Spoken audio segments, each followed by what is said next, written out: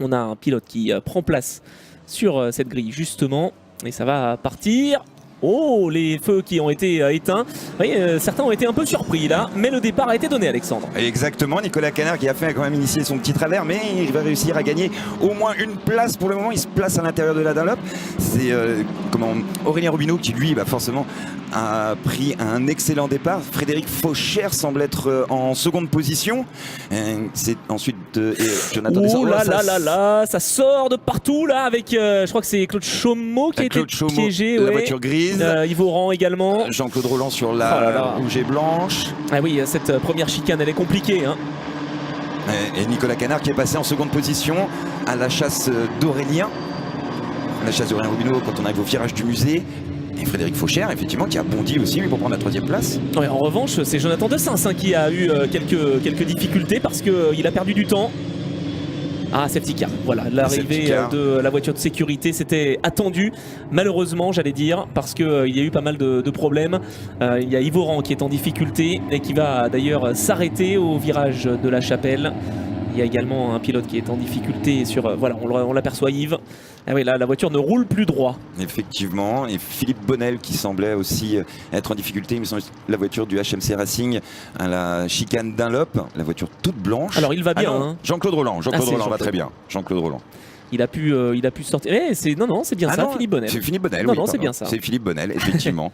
J'ai eu un doute, le pauvre Philippe. C'est dommage. C'est dommage. En tout cas, les équipes de l'ACO, les commissaires de l'ACO vont effectuer un travail fantastique pour sortir les voitures. Et Oswald Triboulet, le pauvre Oswald qui faisait une belle course, un bon début de meeting chez lui en plus à la maison. Là, on a au moins 3 voitures qui sont piégées et peut-être même plus, hein, parce qu'il y a eu des contacts. Alors Yves essaye de redresser la carrosserie pour au moins peut-être rejoindre le stand. À mon avis, ça va se terminer au camion plateau cette histoire. Il y a des chances, à moins qu'il puisse essayer de ramener la voiture ou de la mettre tout du moins en sécurité par ses propres moyens. Ce serait pas mal, on va voir au départ. Alors le mauvais envol de Jonathan Descentes, on l'a pas forcément signalé avec la voiture numéro 32 orange, et c'est Nicolas Canard et Frédéric Fauchère qui en ont profité. Derrière on a également Cédric Gardin en 4e position. Ouais, ça a été juste. Éric Tessier qui faisait l'intérieur aussi. Alors d'où est parti le problème?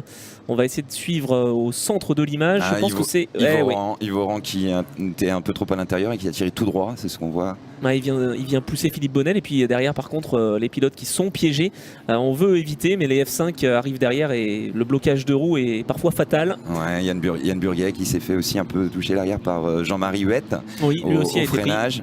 Effectivement, c'est un peu plus complexe.